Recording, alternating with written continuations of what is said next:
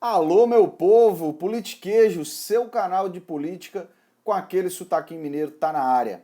Eu sou João Gabriel Prats e hoje, pessoal, nosso programa vai falar um pouquinho do alastramento, do coronavírus no mundo, a importância dos sistemas públicos de saúde no combate a essa doença e um pouco também da reação dos mercados, né? Mas antes de começarmos, dá aqui aquela curtidinha no nosso canal, clique no sininho aí no YouTube para receber as notificações dos nossos vídeos e siga a gente no seu leitor de podcast, no seu agregador de podcast preferido, beleza?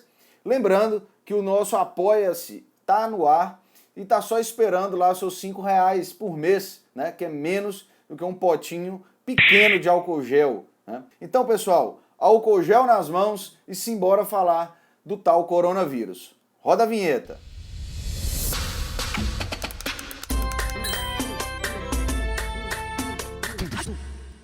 Então, meus amigos, simbora, que aqui no Politiquejo a gente pesquisa, mostra os dados, a gente não fica que nem o Bolsonaro falando que coronavírus é mais uma fantasia propagada pela mídia não, beleza? Então vamos nessa. Afinal, o que é o coronavírus? Nos últimos meses, o noticiário internacional foi tomado por um assunto de caráter urgente: o surgimento de um novo e misterioso vírus na China, capaz de causar pneumonia forte e até levar à morte. O primeiro caso da doença foi relatado em 31 de dezembro de 2019 em Wuhan, cidade do interior do país com mais de 11 milhões de habitantes. Cerca de 3 semanas depois, o vírus já tinha se espalhado pelo menos por outros 9 países, incluindo Coreia do Sul, Japão, Arábia Saudita e Estados Unidos. No momento que a redação do Politiquejo levantou essas informações, eram 116 países com casos registrados e 128 mil casos de contaminação confirmados. Nós vamos deixar aqui, na nossa lista de fontes, aqui nos comentários, um mapa que tem sido atualizado de hora em hora e que você pode acompanhar a expansão dos casos, no mundo todo. Beleza? Confere lá quem tiver curiosidade. Bom, o termo coronavírus se refere, na verdade, a um grande grupo viral formado por diversos vírus já conhecidos e identificados. O nome da família se deve à forma desses organismos, Sob microscópios, eles têm uma aparência que lembra a de uma coroa, daí corona, Há vários representantes do grupo e inúmeros podem infectar humanos e animais. A maioria, no entanto, causa sintomas leves de uma gripe, como tosse, coriza, dor de cabeça, dor de garganta, etc. Alguns vírus do grupo, todavia, podem levar a doenças respiratórias mais graves, como pneumonia e síndrome respiratória, levando, nesse caso, até a morte. É o caso do SARS, outro coronavírus que também surgiu na China e se espalhou pelo mundo em 2002, causando 774 mortes confirmadas. Em 2012, outra doença causada por um coronavírus foi relatada internacionalmente, a MERS, que se espalhou principalmente no Oriente Médio e matou mais de 800 pessoas. O novo coronavírus de Wuhan, oficialmente chamado de Covid-19, causa sintomas parecidos com os do SARS e do MERS, embora ainda não se saiba se sua origem e contágio sejam os mesmos. Geralmente, coronavírus são passados por contato direto entre humanos, por meio de tosse ou espirro. Como o novo coronavírus surgiu, afinal, A origem do vírus também permanece incerta, pessoal. Novos vírus surgem de mutações, geralmente em animais selvagens, e chegam aos seres humanos através do contato direto com esses bichos. Os patógenos de MERS e SARS, por exemplo, surgiram em morcegos e tiveram como hospedeiros intermediários camelos e gatos de Algália, respectivamente. O novo coronavírus provavelmente surgiu de uma feira de rua de frutos do mar em Wuhan, onde diversos animais foram vendidos e várias pessoas que frequentaram o local acabaram infectadas. Os morcegos, que foram vendidos em forma de sopa na feira, são um dos principais suspeitos, mas um novo estudo que analisou o código genético do vírus indica que ele pode ter sido passado para os humanos pelo contato com cobras asiáticas, cuja carne também era vendida no local. Esse tipo de cobra é conhecido por se alimentar de morcegos. No entanto, como o vírus consegue se adaptar aos hospedeiros tanto de sangue frio quanto os hospedeiros de sangue quente, ainda permanece um mistério. É importante ressaltar que não há nenhuma vacina ou tratamento específico para infecções por coronavírus. Em geral, trata-se o sintoma e o sistema imunológico do indivíduo é responsável por lutar contra a doença. Por essa razão, pessoas debilitadas, idosos e crianças são os grupos mais vulneráveis e os que mais respondem pelas mortes do novo surto.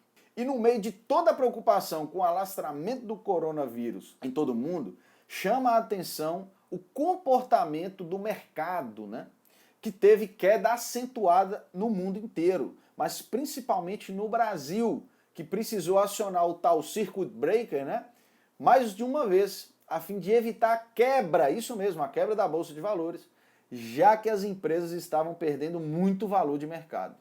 Soma-se a tudo isso a grande desvalorização do real frente a outras moedas, mas principalmente frente ao dólar, que chegou a atingir o patamar de R$5, pessoal. O alto impacto no mercado levou os governos de todo o mundo a tomarem medidas para a contenção dos danos, como o corte de juros e a adoção de estímulos ao mercado, como a injeção de dinheiro público para a ação de recompra de ações na bolsa, a fim de reequilibrar as perdas. Vejam só se não é a mão invisível do mercado se socorrendo de ações dos governos para manterem seus lucros, não é mesmo?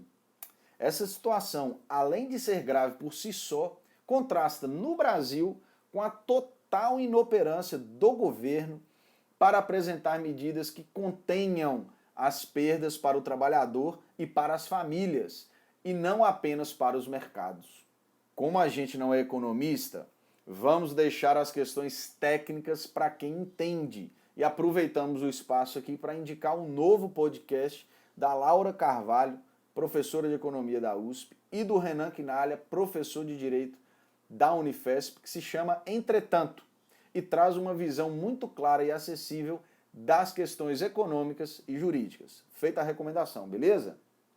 Aqui a gente vai analisar os impactos de uma crise desse porte no dia a dia do brasileiro.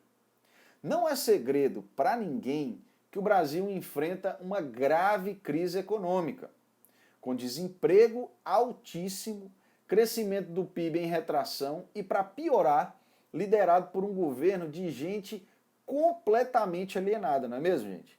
O próprio Jair Bolsonaro, após ter tratado o surto de coronavírus como algo menor, culpando evidentemente a imprensa, sempre ela, pessoal, por criar uma fantasia a respeito do tema, teve que ser submetido a exames para verificar o contágio, já que o chefe da SECOM, Fábio Van Garten, teve sua contaminação confirmada, o exame deu positivo, Hoje estamos em um cenário no qual o governo pouco apresenta para a recuperação da economia e, ao mesmo tempo, tem que enfrentar o impacto de uma crise global.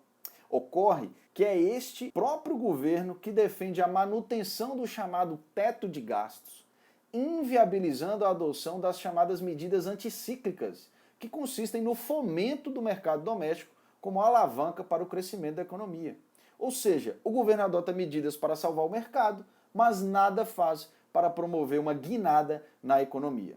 Tampouco o governo adotou alguma medida concreta ou anunciou algum plano para o enfrentamento do surto de coronavírus.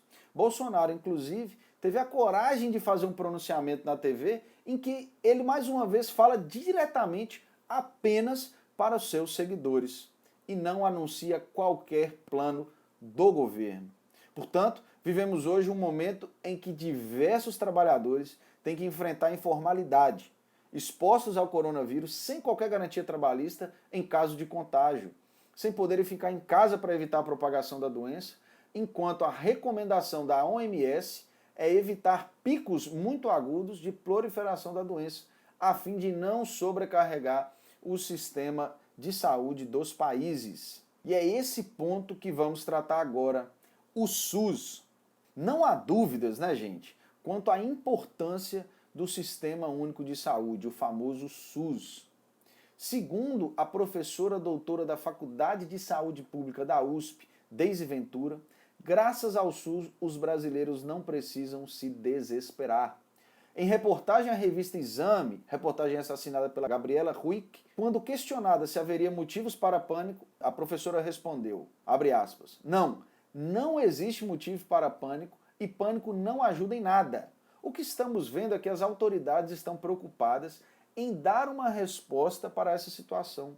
E nós já tínhamos contingências desde que foi declarada a emergência global pela Organização Mundial da Saúde, a OMS. Assim que a entidade declarou a emergência global, nós fizemos a nossa parte em declarar uma emergência nacional. Agora, diz ela, precisamos aguardar a liberação dos recursos para a compra de material, organização do serviço de saúde e fortalecer o SUS, que está debilitado. Fecha aspas. Aí, Bolsonaro, né? Ataca o SUS e as universidades. Mas agora que o bicho pega, né, presidente? São elas, são eles, esses trabalhadores que nos salvam. Fica aí de olho, viu, meu povo? Pelo amor de Deus. E a professora continua, abre aspas. É esse serviço, aliás, que nos torna preparados para lidar com essa epidemia. Como controlar uma doença como essa em países nos quais um teste para a detecção do novo coronavírus pode custar até $3.000? Ter o SUS, um sistema de escala continental, nos deixa muito bem posicionados para executar as medidas de emergência necessárias. Um país que precisa começar isso do zero não conseguirá atender às demandas da epidemia a tempo. Espero que as pessoas se deem conta da importância desse sistema. Fecha aspas para a professora. Em entrevista a Lucas Borges Teixeira, do portal UOL, o também professor da Faculdade de Saúde Pública da USP, Gonzalo Vecina Neto, corrobora a ideia de que o melhor a ser feito é investir no SUS, mas ressalta que será preciso vontade política do atual governo para otimizar os leitos disponíveis para tratamento. Nessa mesma linha, Eduardo Medeiros, professor de infectologia da Unifesp, pondera o seguinte, abre aspas, vai ser preciso investir mais nos hospitais públicos, em especial nos hospitais de escola, que atendem essa população. Grande parte deles, se sabe, já não tem leitos disponíveis. É preciso mapear essa situação e ter um plano estratégico para que possa responder adequadamente. A gente aqui do Politiquejo, pessoal, enxerga a importância do SUS de uma forma muito positiva, né? E que, além de ser motivo de orgulho, é motivo também para nós, brasileiros, pararmos com esse complexo de vira-lata.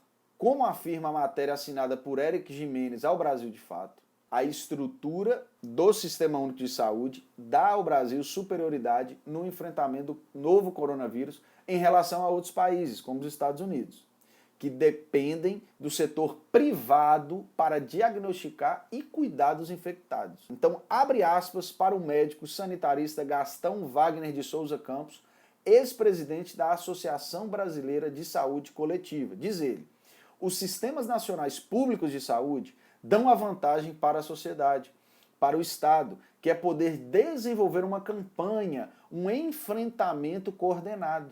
Os sistemas únicos são uma rede que, ainda que tenha fragmentação como no Brasil, com estados e municípios, a fragmentação é bem menor do que, como nos Estados Unidos, e o governo teve que articular os serviços privados, né? Fecha aspas. Então, meus amigos, a questão é a seguinte, não há motivos para pânico, mas temos que nos manter alertas, atentos e, sobretudo, solidários uns aos outros. Procurar informações seguras sobre como prevenir a difusão do vírus em medidas simples, como higienizar as mãos com frequência, né? E não compartilhar objetos de uso pessoal. Tá aqui meu álcool gel em mãos. Além disso, como vocês podem perceber, é sempre bom investir em saúde pública e educação de qualidade, não é mesmo? Não é a bolsa, nem o mercado, nem as armas que vão nos salvar de epidemias e de desastres ambientais em função do aquecimento global. É preciso acreditar na ciência e lutar por serviços públicos de excelência. Vamos fechar o vídeo de hoje, pessoal, com uma tirinha sensacional do grande Alexandre Beck em relação aos cuidados que devemos ter com o novo coronavírus.